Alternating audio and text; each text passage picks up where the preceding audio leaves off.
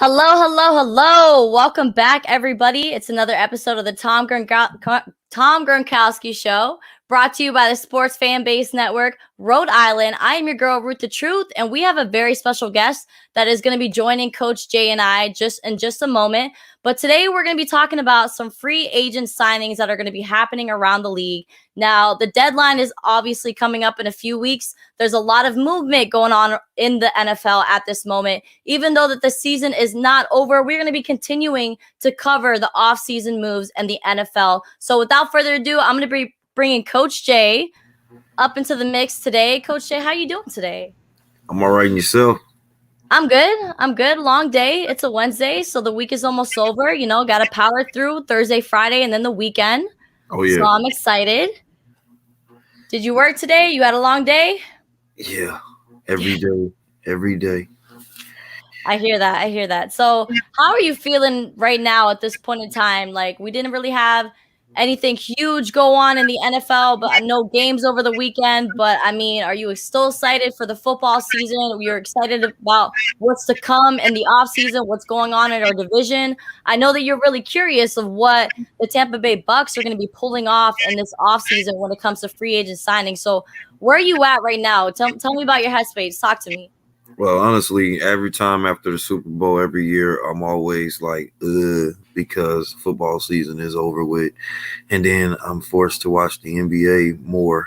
Like, I don't have a problem watching. I usually watch it during playoffs, but Right. because I want to watch sports. So, hey, it's a game on. I'm watching something that involves sports, even if it's hockey, baseball. I don't care. It's mostly between college basketball, girls college basketball. I really like watching women's college basketball. They all shooters. Yeah, And they are. it's interesting. I love South Carolina with Don Staley.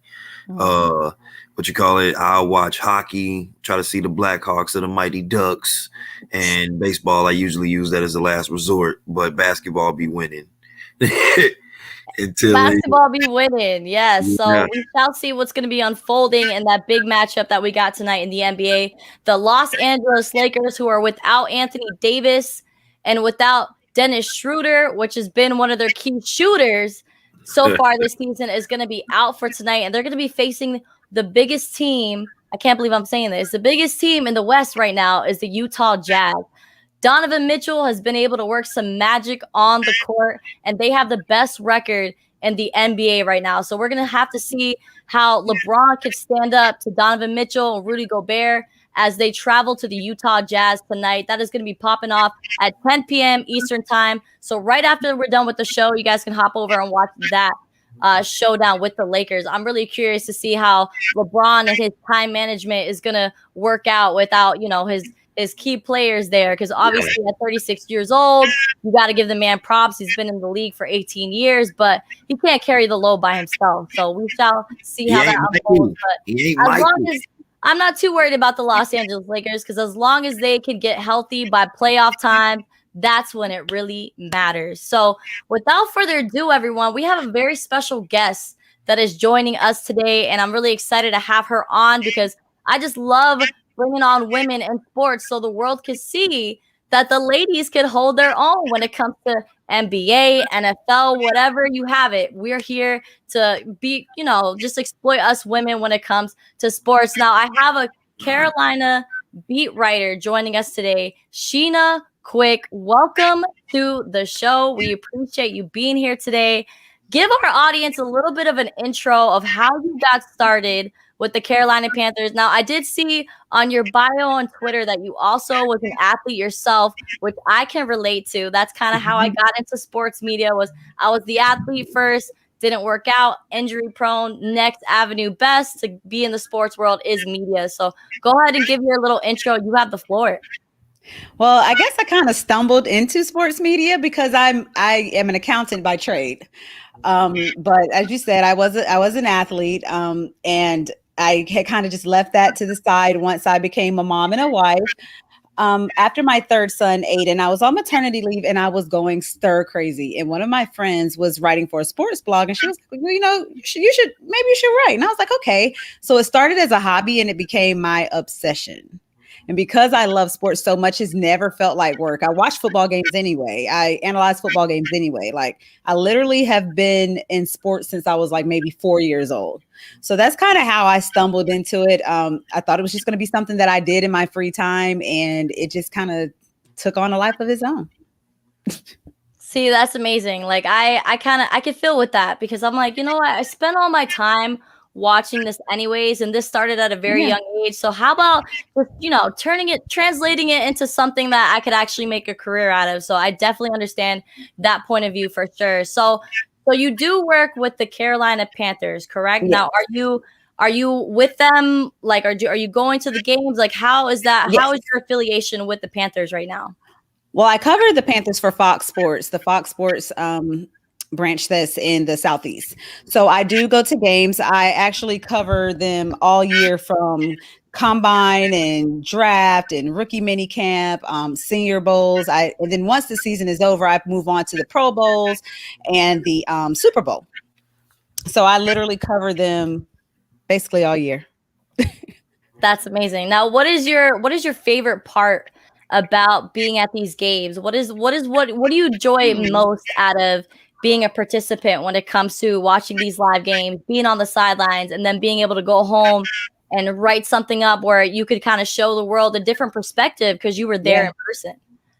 Well, I think it's the adrenaline rush, and I think it's something. It's just like riding a bike. Once you're an athlete and you're getting juiced up and amped up for your competition or whatever it is, that competitive fire never goes out. I mean, even though I'm not necessarily rooting for the Panthers or against the Panthers, you don't want to see some quality football, and it's just exciting to just still be in that element. That's why sometimes you can kind of tell when reporters don't have an athletic background with some of the questions that they ask. Like, what were you thinking coming into this game? They were thinking they wanted to win. Like, it's just some of those, like, those alley-oop questions that, like, especially being on Zooms, I'm like, okay, I got to control my face. But with the mask on, because we do have the mask on, in the stadium, I'm able to kind of hide. I'm like, are you serious? Why would you ask that question? Like, just like the tanking questions, it's easy to look at a team on paper and say, okay, you guys need to lose out this season to get a great draft position, but you're not going to go in there and tell those 53 guys that they need to lose on purpose. It's just not in you. If you're an athlete, that winning, the drive to win and the strive to win is just in you. There's no tanking because there's such a sense of pride there. No one wants to get blown out. No one wants to be the Detroit Lions that year that they didn't win a game. No one wants to do that for the sake of a draft pick. Yes. So I would say that the best thing about it is just the adrenaline and the competitive nature and like the suspense of a good game. And back before Corona, the fans and how they would get into it. So it's just so many things that can't really be replicated like covering it from home. So that's why I actually opted in to go to the games this year. Excellent. Now, are you a Carolina fan? Like, what was your football team growing up? What hits home for you? Growing up, I was a Dallas Cowboys fan. Yes! Oh my goodness. You just made my day. Oh my gosh. So this football that I have here was actually signed by Tony Romo himself. Nice. Because that is when my obsession with the Dallas Cowboys started, when they picked up Tony Romo. Coach, don't be shaking your head, okay? I was a young girl, kind of got sucked into the whole America's team concept. But wow, that's a relief. I have another Dallas Cowboys on here. And now I really, really bought into the America's team because that was like when they started that moniker, when they had Troy Aikman and Emmitt Smith and Michael Irvin. That's when I became a Cowboys fan because I was such a daddy's girl, and that's what we did. I would watch the football games with my dad, and so I was just naturally a Cowboys fan just from that. And it was just so weird because my dad passed on in 2009, but it was so surreal to cover the draft at the stadium. And I'm like, man, that would have been so cool if he were here and he could see that. It's kind of a full circle moment. But yeah, I was a Cowboys fan growing up, and I don't have a team now. And that's what I feel like helps me do my job better. But seriously, because I don't have to fight. I don't have to bias. I can say exactly what I see. I can say exactly what I observe without any type of bias. People will say I'm a Cam Newton apologist on Twitter because Twitter is Twitter. But I just speak facts and I back it up with statistics, and if the statistics say that he didn't have a good game, he didn't have a good game. So, I like not being married to a team because it Right. just allows me to be subjective. No, that's true. And the Dallas Cowboys actually won the Super Bowl the year I was born in '93, and Emmitt Smith was the MVP. So my dad was definitely sipping on the Dallas juice when I came into the world. So my very first onesie was a Troy Aikman jersey as a child. So my dad has that up and proud, and my dad did pass on as well. But I do still live on the legacy of a Dallas Cowboys fan because my uncles and everybody else is still drinking the Dallas Cowboys juice. So we will continue to strive on. But since I moved to the Tampa Bay area and I work with Martin Gramatica in the Bucks media, I have developed a love for the Bucks, which have always been there because I've been living it. Get that out of here, Coach. Get that out of here. We're not trying to see that. Nobody's trying to see that. The one uncle that's not a Dallas fan is actually an Eagles fan, and it drives me insane. I don't think you guys understood. There's division in the family. It hurt my soul to have to buy him Eagles gear that following draft because the Eagles had just won the Super Bowl. So it just burned me so badly to have to purchase Eagles gear in A&T Stadium. Like I was like, oh my God. Oh, not A&T, I'm sorry, AT&T Stadium. I was like, oh my God, no. Really special. This is happening. I said, see, you know I love you because I'm buying this. And I was like, don't you tag me on Facebook. Don't you do any of that. It hurt me to the core. But I mean, and I get what you're saying, Ruth. Like when you're around these guys, you innately kind of root for them when you're with them all year and you see the work that they put in. It's kind of a natural reaction. But I've managed to kind of try to stay away from that. Right. Yeah. No, understood. And I work with Martin Gramatica, who was the Bucks kicker in 2002 when they won the first Super Bowl. So he's been kind of shoving the Bucks down my throat ever since I started working with them about 6 months ago. But I've lived in Florida for the past 20 years. So all the football games I've ever gone to was here in the Bay. I was always around the Tampa Bay Bucks. A lot of my friends are huge Bucks fan. And then my sister went to FSU with Jameis Winston. So she kind of had, a friendship with him as well. So that kind of transpired into being a Knowles fan. So when he came up by the Bucks, I was like, okay, I'll follow the Bucks. Dallas isn't really doing much right now. So I'll pay attention to see what they got going on. But when they played each other in 2016, and they took it to them at AT&T Stadium, I was Dallas Cowboys all the way, wearing my jersey all day long, was not taking it off, did not let my Bucks friends like live it down. That moment was just glorious for me. But yeah, definitely Dallas Cowboys all the way. So you mentioned a little bit about tanking when it comes to wanting a higher draft pick. And since we did mention the Philadelphia Eagles over here, I want to know, what was your take on that whole Doug Peterson last game of the season, having Jalen Hurts into the game, him putting them in the best position to win, even though he wasn't having much yardage. People would say that he wasn't having the most excellent game, but then you're going to put in a third string quarterback that has never taken an NFL snap. That's a little bit confusing. So Sheena, give me your take on that whole Eagles situation and what they have going on with their QB problems right now. Well, it was absolutely disgusting. And it wasn't fair to his players. Like, I would have been pissed, and he deserved to be fired for that. I mean, you're already in the NFC least. But to add fuel to the fire, you want to go out there and be embarrassing? Like, it wasn't fair to those players that played their last snaps as an Eagle. It just wasn't fair. Right. Those guys, they work really hard. And like I said, it's a pride thing. And you could see like just the confusion. I mean, no one came out and just publicly was like, you know what, coach pissed me off. But it was trash. It was ridiculous and it was disgusting. It totally undermined the integrity of the game, like completely. Absolutely. Coach Shay, you want to jump in on here? I'm sorry, I'm kind of stealing the shine today. Hey, you fine. Y'all keep going. I'm just listening and admiring. You got a Carolina Panthers question for you, Miss Sheena, quick? Well, really, honestly, I think it's cool that you get to see the Panthers, real up close and personal. What is the plan for next year? Since we got a new coach and all that, I need to know, what is his vision? What's his vision? Well, you'll hear him talk about the process and being process driven. And, he's only in Matt Rule is only in his second year. I honestly think he had a good first year. The Panthers, finished 5-11. It's not the greatest of records. And you always want to set that standard higher, but he's gotten the players to buy in. And it wasn't a complete dumpster fire of a season.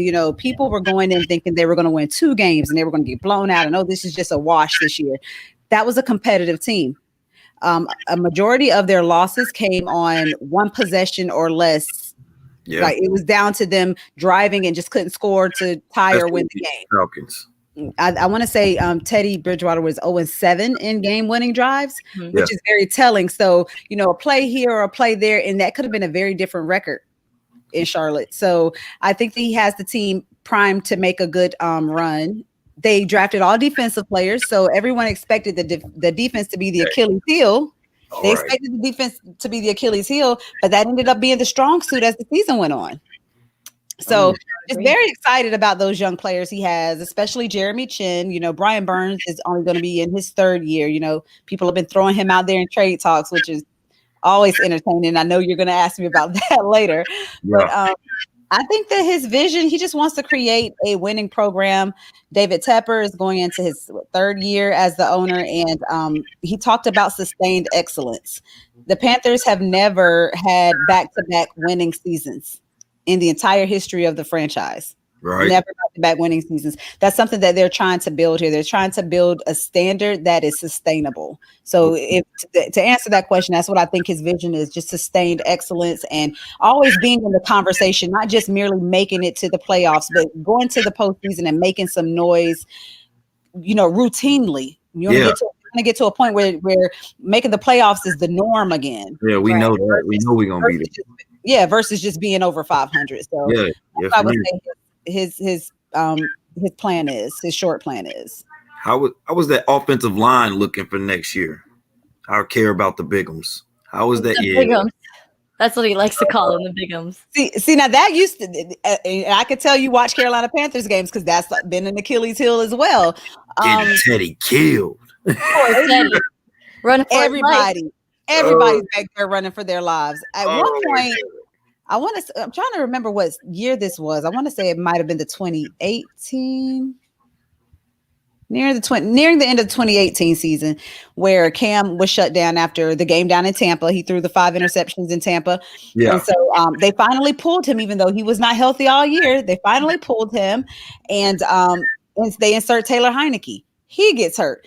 Then they insert Kyle Allen. Kyle Allen gets hurt. Now they're down to was it Garrett Gabbert? Oh no, you talk Blaine Gabbert. Blaine Gabbert. Okay, yeah, Blaine Gabbert. So you have 4 quarterbacks under center the last 3 seasons, the last 3 games of the season, and your offensive line is just folding like a deck of cards. So one main thing that they have to do this offseason, they have to re-sign Taylor Moton. Now, whether they're going to franchise tag him or not, we don't know. They made a flurry of moves last Friday. They freed up about a little bit over $30 million in cap space. So whatever it is, they're freeing money for something. Yeah. They have to find a way to bring Taylor back, hopefully bring back Curtis Samuel, who's in his last year of his contract as well. Yeah. And you got to make a play for a quarterback. Yes. All right, so that's definitely going to roll over into this question. Now, Teddy Bridgewater supposedly has unfollowed the Carolina Panthers on social media. Now, I know that doesn't really seem like a big deal, but when it comes it kind of a little bit is. And I know that it's been in conversation never do that for no reason. Them, Matt Rule and the owners of the organization wanting to do whatever it takes to possibly get their hands on Deshaun Watson. So can you talk a little bit about that trade, whether or not you agree with it, or what's your take on it overall? I definitely think we have seen the last of Teddy Bridgewater under center as a starter in Carolina, unless something just catastrophic happens to their draft pick or if they're able to bring a free agent in. Him unfollowing the Panthers, they said that it was because he had a breakup with his long-term girlfriend and he kind of just made his accounts private. I still don't know what that has to do with unfollowing your team. You can make your profile private at any point in time, but it's also on the heels of the Panthers released this graphic. It's cartoon graphic. It's been probably about 2 weeks now, talking about, getting ready for the season. And Teddy Bridgewater is noticeably absent. Ooh. Oh, okay, I see you, Donnie. I see Cam Newton going to Washington before Bridgewater, but that's I said the same thing. Or either Cam going back to Carolina or joining Ron Rivera with the Washington football team. I don't see Cam coming back to Carolina. I think it's going to come down to Washington or re-signing with New England. Yes. Yes, I agree. Those are the two. I could be completely wrong. I mean, because it's February, guys. Y'all know anything can happen. Right. Everything's on the table right now. Everything's on the table. But if I had to say where I thought Cam Newton would play next year, I would say either Washington or back in New England. Yes. But I do think that Teddy's time is up at Carolina. I think that, what I thought was Teddy. I think Teddy should go to the Saints. He should go back to the Saints. Here's the thing, though. For people that were upset and disappointed in Teddy Bridgewater last year, Teddy Bridgewater was Teddy Bridgewater. And I've said it tons of times. He came into the season. His career high was 14 touchdowns. He gave you 15. Yeah. He gave you 15. He had two more interceptions than his career high at 11. His career high prior to that was 9. But he had the most passing yards he's had in his entire career. So he did what he performed within his realm of his ability. It wasn't a down year for him. It was a good year for him. Also, but his good wasn't good enough it wasn't what the Carolina Panthers need. They need more. But as far as them being a disappointing year, it wasn't a disappointing year for Teddy. Teddy was Teddy. Right. All I know is they can't be getting mad at Teddy Bridgewater because that offensive line is getting people killed. If Teddy ain't got those interceptions came because Teddy was getting hit when he was throwing. Because Teddy never panicked. Teddy do like you said. Teddy was Teddy. Teddy come show up, do his job, and all of a sudden, then Teddy see a guy open. He get ready to throw it to him. He got a guy hitting him in his back. That happened a lot, but then you got to think now. When you're a quarterback, you got to go down with the ship.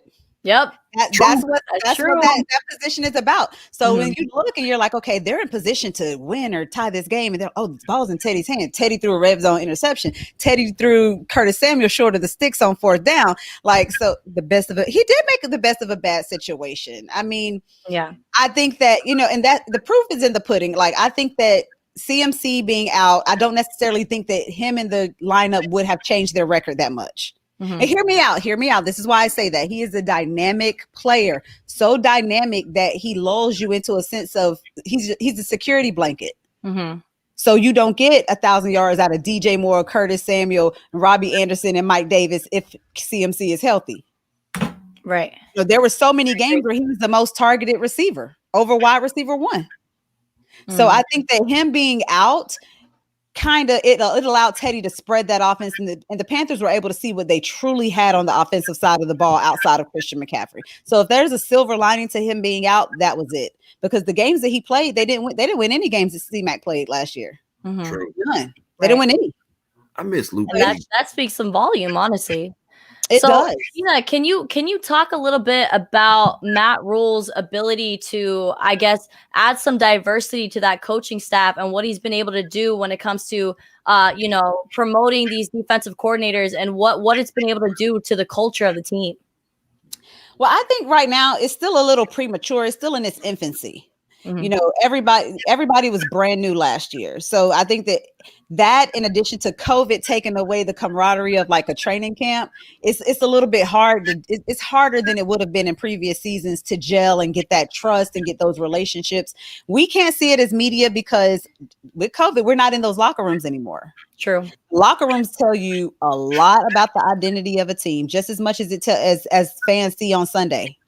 It tells you so much about these guys, who's friends with who hangs out with who outside of work, and what their film study is like. There's just so many intangibles that you get from being in the locker room that you don't get on Zoom.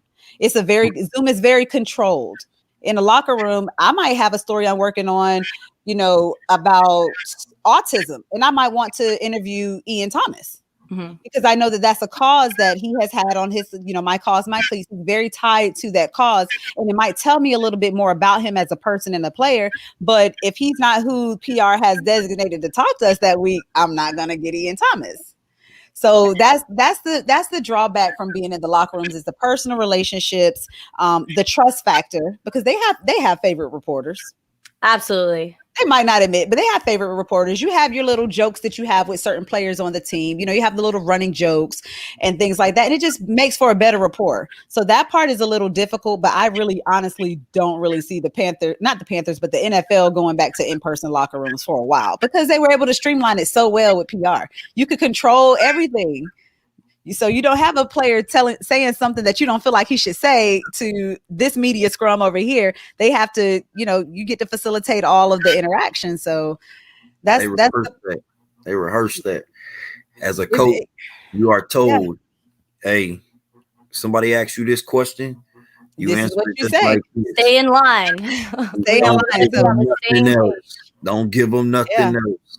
All right, so we're going to dive into some Tampa Bay Bucks talk, because this is the Tom Gronkowski show, where we cover the move from Tom Brady and Rob Gronkowski, from the move from the Beantown to the Bay. So, Sheena, I want to know, what was your initial reaction when you found out that Tom Brady was going to be stepping in to the NFC South? I didn't think he was going to win it. Ooh. I didn't. And I mean, I didn't. I thought Drew Brees and the Saints were still going to win the division, which they did. They did. I mean, yeah. but what's winning the division if somebody else in the division wins the Super Bowl? I mean, it kind of trumps that. It definitely trumps that. But I asked the question, and at the time that Tom went to the Bucks, he didn't have Gronk yet. He didn't have Antonio Brown yet. And so I had asked on Facebook, I said, so why do y'all give LeBron such a hard time, but y'all didn't give Tom a hard time bringing Gronk and AB in? And I feel like I already know what you're going to say. Oh, Lord. Go ahead, Coach. I'm going to tell the truth. All right. So this is the reason why that we talk trash to LeBron and we give Tom the praise. One, LeBron left the teams because they lose. Then he'd be like, I'm out. I'm gone. Then he went to Miami. Everybody was already got their championships and their rings. Then he tried to be a hero. I'm gonna be Superman. I'm gonna go back to Cleveland. I'm gonna go help them win. He succeeded. He got it though. He succeeded. But then the next year, that pressure coming back to back, it ain't gonna happen again. So I'm gonna bail out. I'm gonna leave. Man, listen. Tom left and he was winning, and he went somewhere else and kept winning. So Tom proved his point. LeBron, he left because he was losing. Fair enough. That's fair. I'm sorry. I just asked the question. That's all I can remember. No, you're good. I'm sorry. No. You're good. I could tell you're passionate about it. I just begged the question because I just wanted to start the dynamic. I wanted to start the conversation. Go ahead. I do stuff like that. I'll put that on Facebook and then I'll mute the notifications and go to sleep. Yeah, she'd be like, She's like, I'm gonna leave this right here. Good night. One of them people, let's argue. It's so fun. Let y'all argue. Yeah. I will never forget the first time I saw people arguing in my mentions. I was like, Mom, I made it. They're arguing in my mentions. I was like, I'm getting all these notifications, but ain't nobody talking to me. They are talking with each other. I love it here. It was so funny. It's entertaining. It's definitely. Yeah, it really is. I really be scrolling. I get lost in the scroll world sometimes, like trying to follow these, like going back and forth, and I'm just like, yo, this is heating up. Where's my popcorn? Yes. You're like, wait. Look, you're like, did he respond yet? What did he say? Let me see. Yeah. You saw him? What happened here? Listen, it is entertaining. I don't engage in it, but it's really funny. It's really funny. So give me your perspective on the Super Bowl 55. Now, the Kansas City Chiefs were the reigning champions of the year prior. Patrick Mahomes is the new face of the NFL. I think that's pretty much cemented. So what was just your take on what they did in the Raymond James Stadium? Like, we'll start with the Kansas City Chiefs. What did you think of their performance? I thought the defense was completely undisciplined, and I was very disappointed. I mean, a lot of people say, oh, the game was thrown, No, you have to be disciplined. If you feel like the officiating is going one way, you need to tighten up and make sure that you are playing the rules are the rules are the rules. Absolutely. Preach. They played very undisciplined football. They were very flustered. This isn't a Kansas City defense that's not necessarily used to being behind. Last year in Super Bowl 54, they were, I want to say, the only modern era of Super Bowl champions to trail the entire playoffs. They trailed the entire postseason. Absolutely. And so that's not like they're not used to being there, but at the same time, you're not used to being there with Tom Brady on the other side of the ball. Right. Like, you might be able to get away with getting a bunch of penalty flags and, your offense is able to surmount, and overcome that. But you can't do that with Tom Brady. He's been here before. He doesn't get rattled. He's used to playing in February. That's normal for him. He's confused when he's at home in January. He's like, what am I doing here? Yeah. What do I even do with myself? What do I even do with myself? So I just felt like on the defensive side of the ball, they definitely dropped the ball and they were flustered. They did not do their offense any favors. But at the same time, Todd Bowles called a hell of a defensive game. Yes. And I mean, I was glad to see him getting his flowers in the post game. BA was like, I'm shouting him out immediately. He said that when people were telling Bowles that the Chiefs were how do I say it? Unscoutable. Mm-hmm. Yeah. Unscoutable is what he said, that he took it personally. You don't know what they're going to do. Yeah. He said he took that He said that Bowles took that personal. Good. He took that on his shoulder, and we saw what happened. Not even close to getting into the end zone. And this comes after they have stopped Aaron Rodgers. They stopped Drew Brees. I mean, his defense stopped future Hall of Famers. Absolutely. So that's all and it was a brilliantly called defensive game, and I love defensive games. Both of my older boys play defense. So I might be a little bit, biased or whatever. My middle son, he plays on both sides of the ball, but he prefers safety. So and my oldest is a cornerback. So I'm very, very into like the defensive side of the ball. That's why, I got a question now, since she said that. Since your sons didn't play defensive backs, let's be honest now. What did you think overall before the postseason of the Bucs defensive backs? Before the postseason, okay. Before. Nobody talked about them. Yeah, I know. They were not a threat. That's the thing. I didn't even have a thought about them because no one talked about them. Mm-hmm. Now, listen, I live for the petty. And what was his name? Winfield, when he hit him with the. I like that. I said, you know what? Go ahead and take that flag. I'll take that. You earned that. You earned that flag. That's okay. I wasn't even mad. I wasn't mad at it at all. You know what? Nobody can be mad right now. We're late into the fourth quarter. We're about to win this game anyways. We've been able to keep them out of the end zone throughout the whole game. Boy, you deserve it. You deserve it. You live by it, you die by it. Right. It was great to see them definitely shut down the Kansas City Chiefs after they lit us up in week 12 at the Raymond James Stadium. So that was very, very exciting. But Sheena, I know that I told you I was only going to keep you for 15 minutes. So I'm going to go ahead. You know how it gets when we're talking about football. I'm sorry. Yes, I get a little wordy. I love it. I appreciate it. Before we get you out of here, do you have any final thoughts? And can you give me a prediction of how the Carolina Panthers are going to perform next season? Man, it can go either way. If they decide to trade the entire team, Bank of America Stadium, and a box of Bojangles chicken for Deshaun Watson, I don't know what's going to happen. I mean, because it depends on if they get Watson, which is what I'm being told from the sources close to him, it's a long shot. But if they do get Deshaun Watson, what weapons will be left in Carolina? Right. Deshaun can't throw it himself. It doesn't even matter if they get Watson or not, Watson anyway, because that's just another quarterback that's going to going to his funeral because the offensive line is getting people killed. They need to worry about the offensive line first, then worry about a quarterback, because whoever I got back there, you can't do nothing if the guys up front are not going.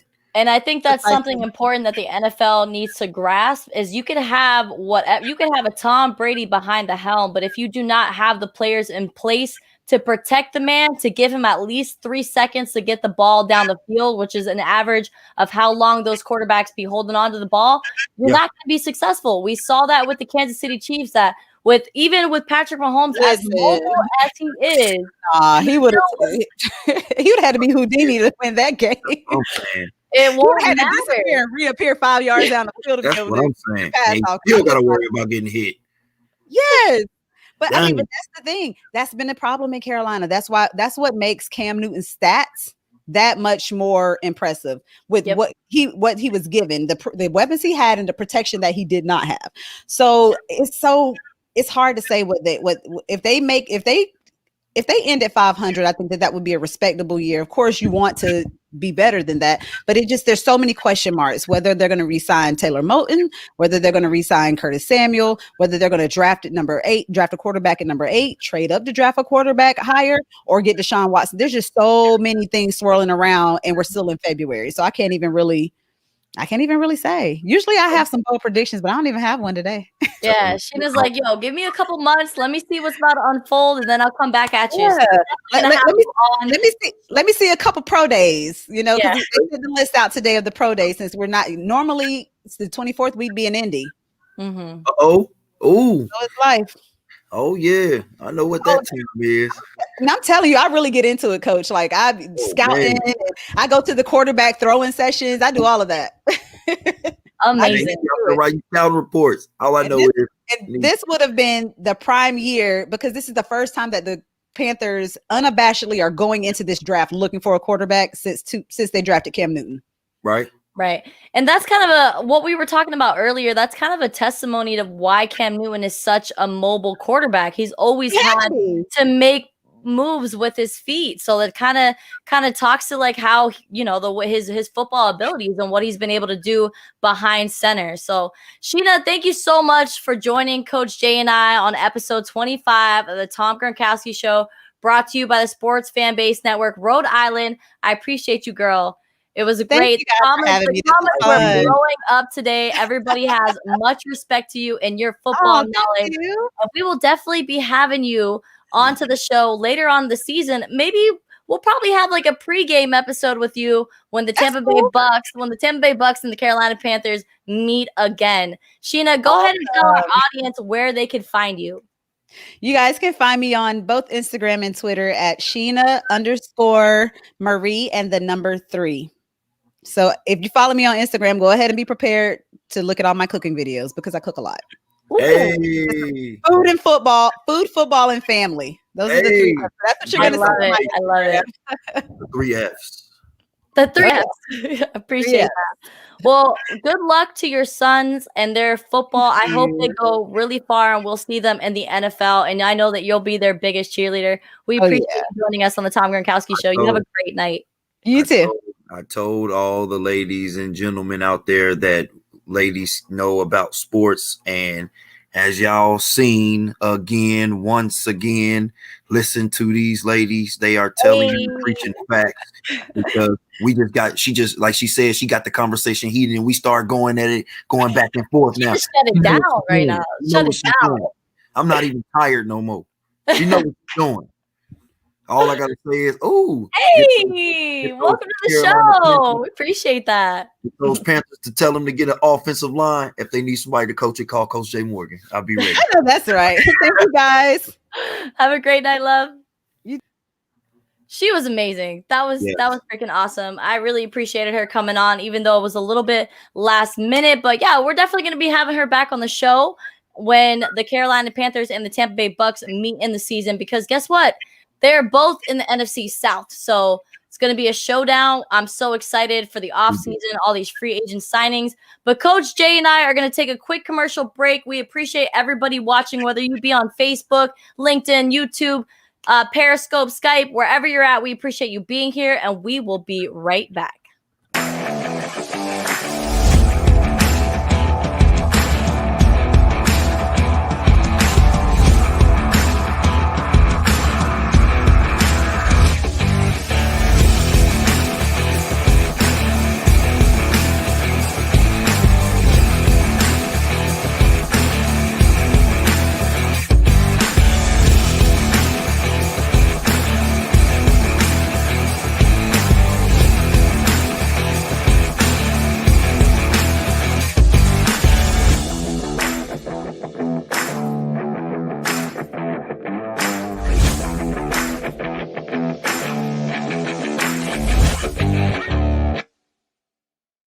Back to the Tom Gronkowski. Why can I not say our name today? Tom Gronkowski Show, episode 25. We appreciate you being here. Brought to you by the Sports Fan Base Network, Rhode Island. We just had the Panthers beat writer Sheena Quick on the show today, and she gave us her take on what was going on under I think it's the Bank of America Stadium. That's what they got going on over there in Carolina. So she gave us all the inside scoop, and we really appreciate her coming on the show and hanging out with us. Coach Jay, I'm out of breath right now. I don't know what's going on. A little flustered. The excitement. She told me she was a Dallas Cowboys fan. I lost it. I know. Lost my mind. I'm like, what? Me too. I'm like, oh no, here we Like, go. not another one. I'm getting ganged Then up right now. y'all But I started totally going there. understand her perspective when it comes to working in the industry and having to be neutral, because it just kind of opens your palate when it comes to what's going on and not taking anything personal. And when the Dallas Cowboys have gone 25 plus years without making any noise, it's not a surprise that someone has now gone neutral. So, Coach Jay, let's jump into some Tampa Bay Bucks talk, because I'm excited to talk about some free agent signings. Now, we just won Super Bowl 55. The dust is still settling here at the Raymond James Stadium after defeating the Kansas City Chiefs 31-9. And when I say 9, it's not talking about a touchdown, a field goal, and a safety. I'm talking about 3 field goals throughout the game with no touchdowns. I repeat, no touchdowns in Super Bowl 55 from the Kansas City Chiefs. All right, so free agent signings. This list goes on and on. Now, we're going to pick them apart at this moment, and we're going to talk about some defensive key players, because, Coach Jay, I know you love defense, and I know that defense wins championships, and we saw that unfold on February 7th here at the Raymond James Stadium. So, we got Dominic Sue, Mm-hmm. we got Levante David, Okay. we got Shaquille Barrett. Now, Shaquille Barrett did play on the franchise tag last season. He was hoping to get that extended contract from the Tampa Bay Bucks after having 18 and a half sacks on the very first season that he joined the Bucks. And now he's up on the chopping block. We got Levante David, who has been loyal to the Tampa Bay Bucks and have been with them for the past 9 seasons and has finally got his first Super Bowl ring. Well deserved, my friend. And then we got Dominic Sue, who we've seen not be a journeyman, but he's not been with the Tampa Bay Bucks this whole season, but he was definitely an important piece to that defensive line. Now, I want you to tell me, who do you think is the most important player to re-sign, franchise, and why? It'll have to be the linebacker. You gotta have a core, and if you got that Mike linebacker that's gonna be running the show, then everything is gonna click together. You have to give that. He has to get his money. He got to get paid. You don't know. I'm gonna be honest with everybody. Players don't really like franchise tags, because there's different kinds of money. Like if you're a wide receiver, you only make like 15.8 million. Okay, cool. You would be like, yeah, hey, I got 15.8 million. Yeah, but there's another guy that's over there that is not a franchise tag, who's on another team, and he makes more money than you because he's not stupid. He knows he's good. He's gonna say it anyway. Hey, give me my money or I'm gonna go somewhere else. Emmanuel Sanders, he been all over teams now, but he ain't no scrub. I know Emmanuel Sanders is getting that money still, as he was getting it when he was with Roethlisberger, as he was getting it when he was with Peyton Manning, as he get it when he's with Drew Brees. He is getting that money. So really, nobody likes to be on that franchise tag. I know that he wouldn't leave them, but he's been there for 9 years, and he's to the point that, hey, I need to get paid. This is my time to shine. You know, Shaq, I'd say we got to give him money too. He's been doing this thing. I can't go against it. And Ndamukong, the only reason I'm saying Ndamukong is because I love the bigums up front. Mm-hmm. But let's be realistically, I can find me some bigums. But I wouldn't do Ndamukong so bad. I mean, I'm just not about to pay him top dollar. You are older now. Right. I can easily get somebody from Alabama or somewhere from the Big Ten or somewhere to replace you, who is just as good and faster and younger. So I'm gonna have to go with cheaper, right? Yes, and for cheaper. I'm gonna have to, because when you're a rookie, unless you got drafted first, if you're a rookie, you're just happy that you got drafted, period. You'll take whatever money they give you. If they give you $100,000, you about to flex. You're about to be like, yeah, I'm in the league. $100,000. Exactly. Then all of a sudden, 12 years later, what did you do with the money, man? Did you just stop after the 100,000? Right. You know, so I'm gonna say we got to give it to Davis. We got to give it to Davis, and then Barrett, and then Sue. I like that point. I mean, Levante David has been with the Bucks his whole entire NFL career, and it's very important to just keep those individuals that are there for more than just the clout, the you know, the spit, you know, they want to be there to help the team. And I really feel like Levante David is that loyalty, you know, they're just plain and simple. We got loyalty when it comes to Levante David. And when it comes to when it comes to Shaq Barrett, now I know that he is a very, very important key piece to that defense. And I mean, I know that he was involved probably in almost every single sack that they saw Aaron Rodgers in that NFC Championship game. And he applied the pressure on Patrick Mahomes and chased that man up and down the field. And he was a big part of Patrick Mahomes running for 497 yards behind the line of scrimmage.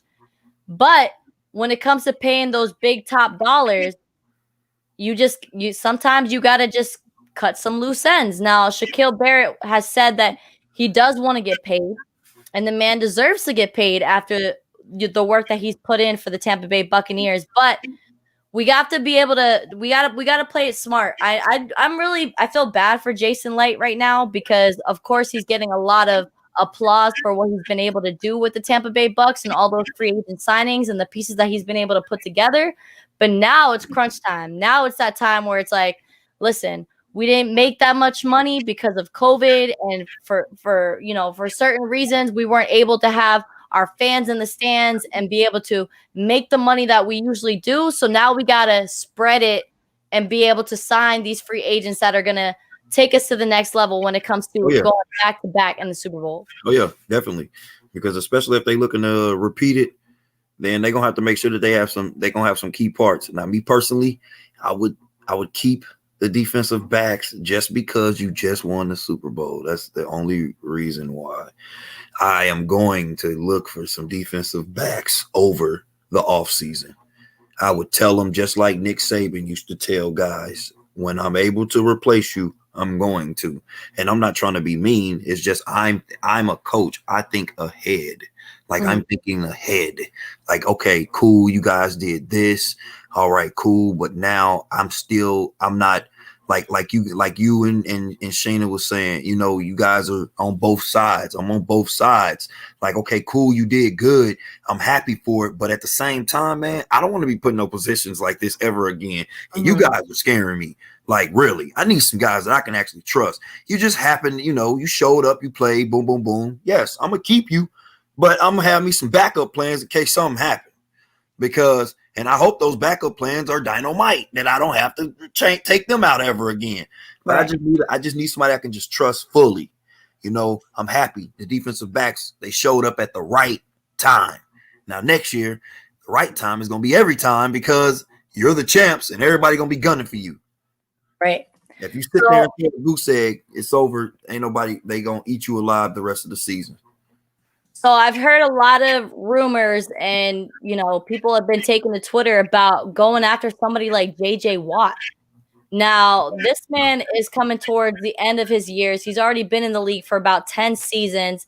He's coming from the Houston Texans that had a little bit of a roller coaster season, only winning 4 games throughout the regular season. Now, would you see the Tampa Bay Bucks pulling the trigger on somebody like J.J. Watt? Because this man wants to get paid just like everybody else. Yeah, so do you see Jason Light and Bruce Arians making a move like that? And why not? Because he costs too much. I'm not about to, if I'm going to pay you that money, I'm just going to give it to Ndamukong then. I'm not about to give you that money. No, go to the Steelers and go play with your brothers. I don't understand why J.J. Watt playing around. Just go to the Steelers and be with your family. Y'all gonna have good Christmases. It's gonna be white Christmases there. You're gonna have a good Thanksgiving set up. Come on, man. Go to Pittsburgh and be with your family. Or you go over there with Aaron Rodgers and you can be back in your college state. I'm sure you got people there still. So you got 2 choices. But I will say, if you are in your last days of a snap, do not waste it. So don't be going to no Lions or no Cardinals or trying to come on now. No, don't. What do you think about J.J. Watt joining the Buffalo Bills and that strong defensive line that they already have? They're making some cuts. They're trimming some fat. There has been, I can't think of his name at this very moment, but they had a defensive lineman, an edge rusher, I guess they would call him, that didn't even suit up for a majority of the games, even when he was healthy, because he was being very unproductive and making around $10 million a season. So they're thinking about cutting him to make some cap space. Cut him. Maybe somebody like JJ Watt. Now, what do you think? Would adding someone like JJ Watt make that defense a contender in the AFC? They already a contender. That just makes them more dangerous. You got JJ Watt to add on to your firepower now. All they really got to do is make sure the offense just don't mess it up. Please. Take care of the ball. Yeah, just take care of the ball. Just move the ball. If you can keep kicking it, go ahead and keep kicking it. See, unfortunately, the Chiefs, they was only able to kick it once, and their defense was giving up points. But if you got a good defense that ain't giving up points, you kick it all day if you want to. You win the game. I am living proof. I've won a game 12-0. 12-0. Kicking it. A win to win. Kick the ball. That's why I found the kid, so you can kick. That is your job. Oh, no. J.J. Watt's wife want him to be a bear? I'm from Chicago. Don't do that. We're not trying to get the man killed. No. He said he wanted to win a Super Bowl, Jay. Don't go there. Sorry. Don't go there. I don't know there. if making a move like that with that QB controversy that they got going on in Chicago will be able to put him in the best position to win, because you got to understand they're in the same division as Aaron Rodgers. So that will be a little bit difficult, but we're going to take a quick commercial break. And when we come back, we're going to talk about some offensive players that might be having some loose ends. We'll be right back on the Tom Gronkowski Show.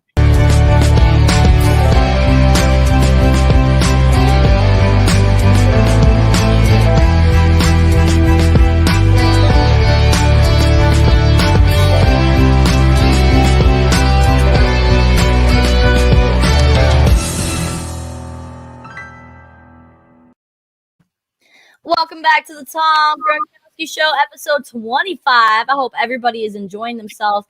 Sheena Quick was on the show earlier today. If you did not catch it, make sure to circle back to the Ocean Athletic Spotlight page on Facebook, or go to my Facebook, because I have our show shared on there as well. She had some great insight for the Carolina Panthers, as well as a lot of our division, because women know sports. Coach Jay, how are you feeling on this lovely Wednesday night? I'm feeling good. All right. I want to know your take. Offense. Let's talk about some offense. I know that you're a defensive coach, but we got to talk about these point scorers right now. Okay. Rob Gronkowski has made it known that he plans on coming back to the Tampa Bay Bucks next year, but there is still to be a contract signed with Gronkowski himself. So we got Rob on the chopping block. We have Antonio Brown, who was signed late into the season after week 8, who had a touchdown in the Super Bowl and made Honey Badger Tyrann Matthew look like a chump. Yeah. But he caught that touchdown pass in the end zone late in the second half. And then we have Chris Godwin.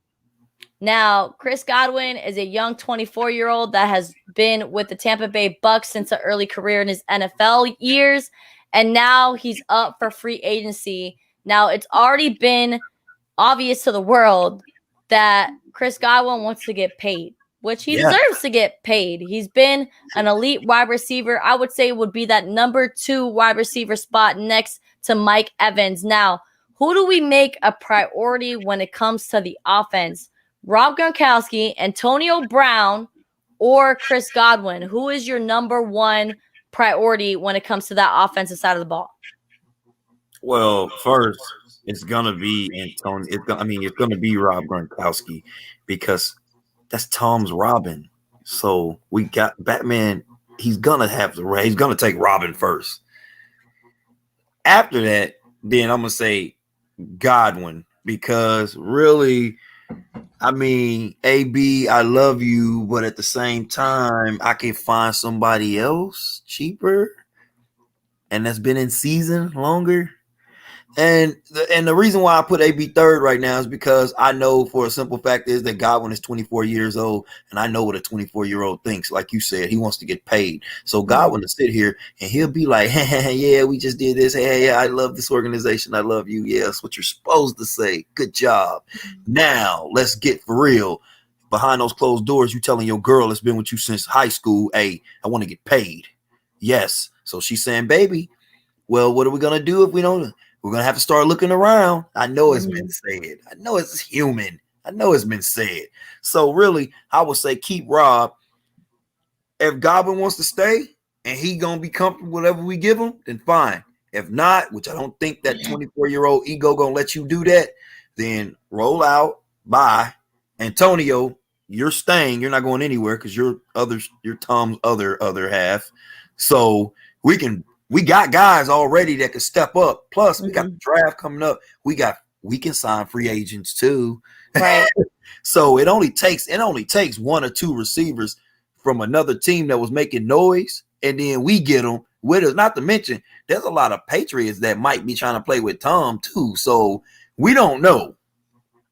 Julian Edelman, come on down, my friend. Come on down to the Bay. Get some sunshine. I know you see that Tom Brady tan that he's got going on. I know that you want to make your way out of New England because New England is a mess right now. And it seems that Tom Brady has brought that winning mentality down to the Tampa Bay area. And having somebody like Julian Edelman might work out for Tom. Who knows? They've also said that Stephon Gilmore is looking to maybe join the Tampa Bay defense as well. So we might just be recruiting all these players around the NFL because they know that where Tom goes, the Lombardi goes. So Rob from the comments has said, do you think that OBJ to the Tampa Bay is smoke, or is it real, or is it BS? What is your take on Odell Beckham Jr. possibly leaving the Cleveland Browns to join? I got NBA on the mind right now. To join the Tampa Bay Buccaneers and their powerhouse offense. What would you feel about that? Because we know that he's coming off of injury. Okay. So we know that we haven't seen the same OBJ that we've seen early in the Giants days when Eli Manning was being able to find this guy 60 yards down the field. We haven't really seen that explosiveness that we've seen from OBJ in his early years of the NFL. So what would be your take on the Tampa Bay Bucks making a move like that for a prima donna like OBJ? I would doubt it because for the simple fact is right there, that eliminates all the Godwin in talk right there. Because if we get OBJ, okay, cool, and we're going to tell OBJ just like we told Antonio Brown when he sit down in the office, hey, man, listen, if you come out here and you doing that crap, we're going to get rid of you. Now, you ain't been able to, and I just tell OJ the truth. Hey, man, I'll be honest, man, you ain't been hot since Eli Manning, okay? You ain't been hot since Eli, and you ain't even got no Super Bowl. He got 2.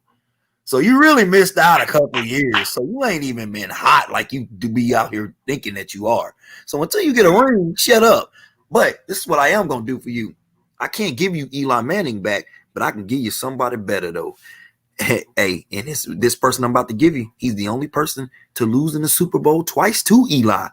So to pay attention, I'll be telling him, pay attention, boy. This what, hey, Tom, get in here. Get in here. Come on. Have a seat. This is Beckham, Tom Beckham. Hey, check this out. So I just got done explaining to him, letting him know the rules, seeing how we're going to do this. What you think Tom's going to be like? Okay, that's another guy. I'm going to look at Odell and I'm going to tell him, okay, I'm not about to pay you top dollar. Let's just get down to it. You just came from getting hurt. But you can prove yourself to me, and maybe you might get $1 or more too. You know, something may happen. Other than that, like I said, you will now have this guy throwing to you. So there should be no problem with you being found open or anything like that. Do your dances, whatever. Just get the job done. I don't want to hear no excuses because I just gave you the number 1 quarterback there is on the planet Earth. Like even people in outer space knows who Tom Brady is. Come on now. Thanos himself knows who Tom Brady is. He's got more rings than Thanos. Come on now. So get it done. Get the job done. Have fun, get the job done. I gave you Tom. Do your part now. Now bring me rings. And that'd be it. That'd be it right there. If he say yes, cool. If he say no, hey, cool. Still, we still gonna win. Bye. Right. Regardless. I do that to people a lot. Okay, you don't want to do it? No. All right, bye. We still gonna win anyway. So thanks for stopping by. Chill. I don't All even. right, Coach, we got to take our last break of the show, but when we come back, I got a question about Lombardi Lenny and what his future could mean I for got the one Tampa Bay question for Buccaneers. you. I got Oh, one Lord. question for you. Be right What? back. Mm-hmm.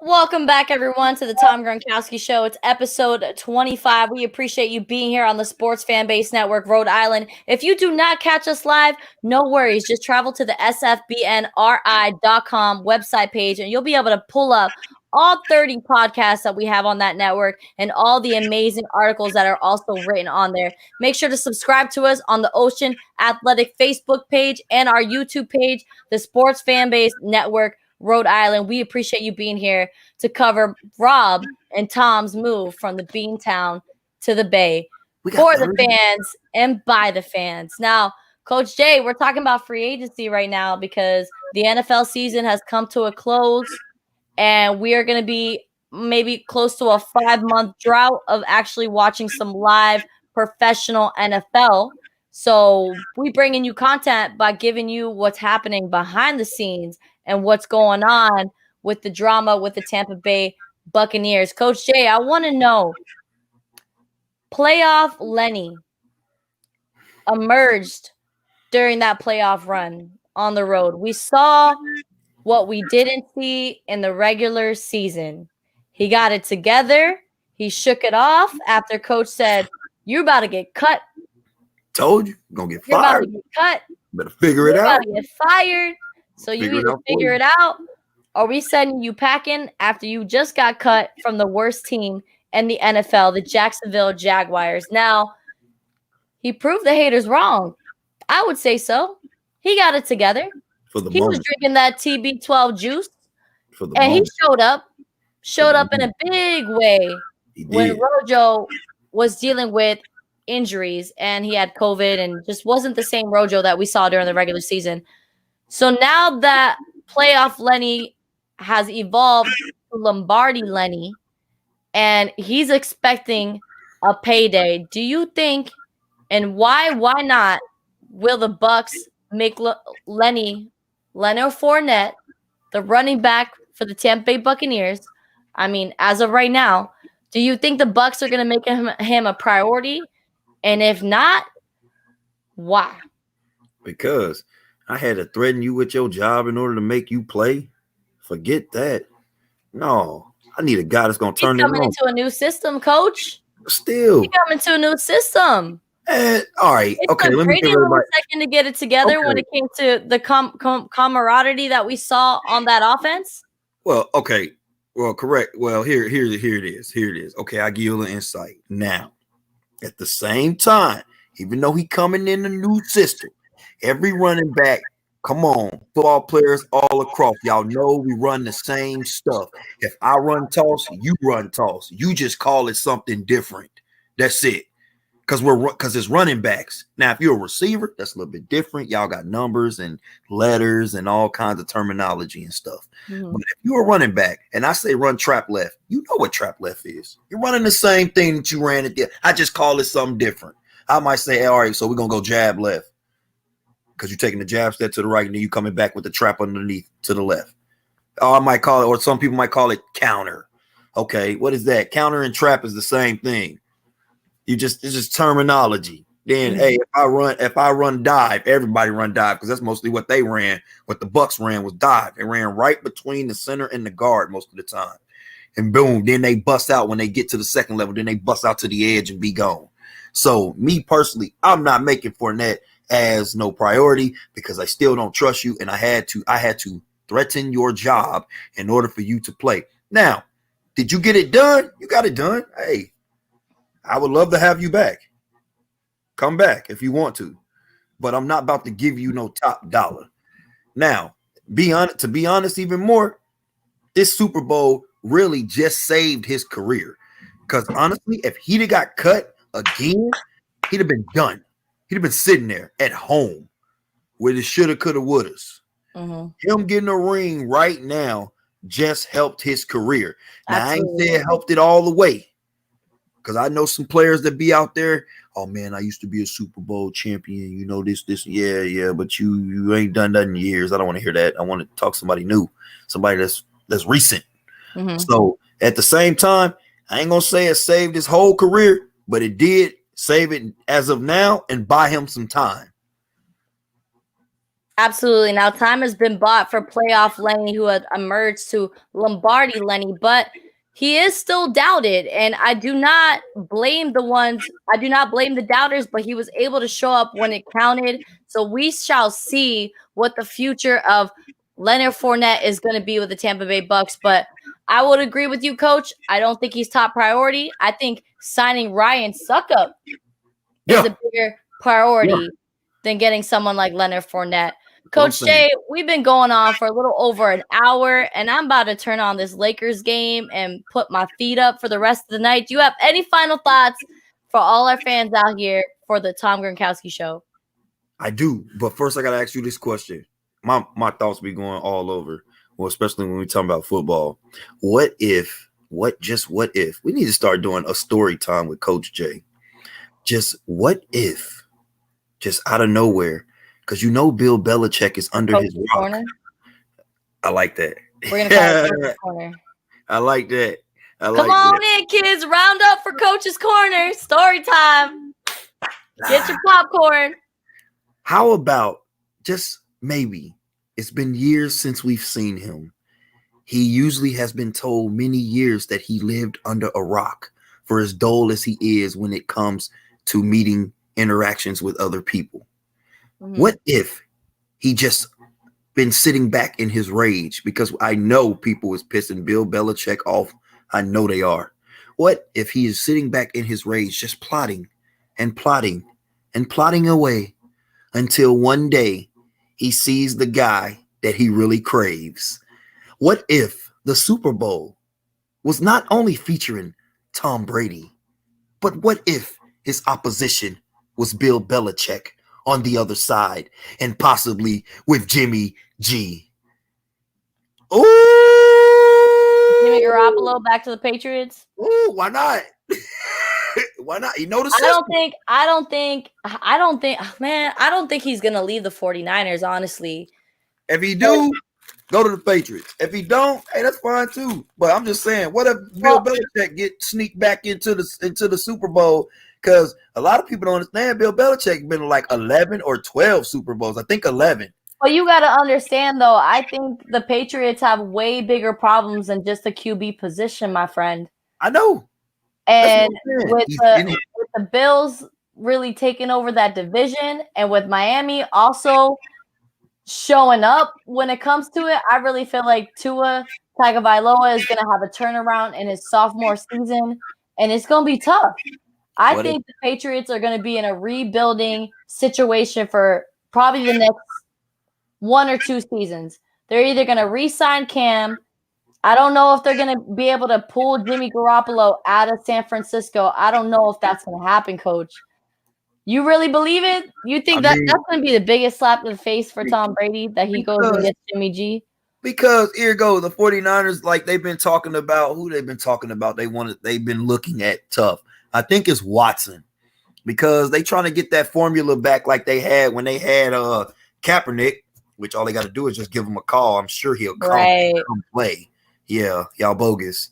But what you call it, all they got to do, if they go and get Watson, because everybody keeps saying they want Watson. I don't understand. Like, he cool, but dang, he ain't no Tom Brady or Peyton Manning or nothing, so I don't know why they tripping. He ain't Andrew Luck. So everybody going crazy for him. So say the 49ers get him. If they get him, and I'm Bill Belichick, I'm looking and I'm telling Kraft, I'm doing it. I'm doing it. You see this season? This season was not only my fault, it was your fault as well. Because I told you I had a backup plan that was going on and you didn't want to listen. So I'm telling you right now, that other meal that I had prepped and ready, I'm bringing it back on the menu. Bringing it back on the menu. Bringing it back on the menu. I don't know, man. That's a far stretch, but I mean, nothing's impossible when it comes to Bill Belichick and what he's willing to do to get some wins. Now, I know this last season was a huge wake-up call, and seeing Tom Brady go to a new team, go to a new division, take over things, beat 3 Hall of Fame quarterbacks in the NFC Championship game, the second divisional round of the playoffs, and then going and beating Patrick Mahomes in the Super Bowl. Yeah. Bill Belichick is going to do something extreme. That's what I'm saying. He don't like that. He's sitting back like he looking like Mr. T was when Rocky was winning. And Mr. T was just sitting back looking like waiting on his chance. He see Rocky knock somebody out, then he just go and he just practice mode. I guarantee Belichick has been breaking down. He has been, like he used to always say, well, I'm already 4 weeks behind schedule for next season. I know because he got sent home real early this year. So I know that when they get ready to go, everything should be intact and ready on their way. All they need is a real quarterback. And if all those starters play, then that's a different story. They actually will compete and they don't look pitiful. Them guys look like they wanted to cry sometimes because they so used to winning and they just couldn't believe that they was getting slapped around by teams that ain't never slapped them before. Like, what is going on? Are you telling me that Tom, even though he didn't play defense, he was our security blanket as well on defense as well? Because these guys are smacking us around and we ain't used to that. And Bill Belichick, he's trying to be so nice to Cam because he understands all the stuff that's going on and all that. But at the same time, we're here to win. Like Mrs. Quick was saying earlier, hey, winning, the pride thing. I say it all the time. Winning isn't everything. It's the only thing. It's the only thing. It's the only thing. The only thing. I saw a coach tell a kid, and it was St. Cloud. The coach told the wrestling coach for St. Cloud. He told the kid, because the kid gonna say it just lost and talking about I don't care. You don't care. Coach Scribbins looked at him and said, wait a minute. So you mean to tell me that you woke up this morning and said that you were going to accept losing? So you don't care. You just said you don't care. So you're telling me you don't care about losing. Winning is not a priority to you. He said, tell me now, because I tell you to take off my stuff now. So winning. When people always ask, what can we do? Why we can't get this? Why we can't get this? Win. And they'll throw it to you and give you anything you want. All you have to do is win. On that note, we are going to be closing this session for the Tom Gronkowski Show, episode 25. Thank you for everyone blowing up the comments today. We appreciate you enjoying our guest. Sheena Quick was absolutely amazing on the Tom Gronkowski Show early today. If you guys did not catch that interview with her, make sure to travel on to the Ocean Athletic Spotlight on Facebook, YouTube. We're everywhere. Wherever you have your podcast, we're there. So thank you again for joining us. This is Root the Truth. Over and out. Coach Jay, go ahead and say bye to our audience. We'll see y'all next week. Same bat channel, same bat time. See you soon. Good night. Touchdown. That's a whole different feel going in at halftime. Brady lofts it. Gronkowski. He's got it for the touchdown.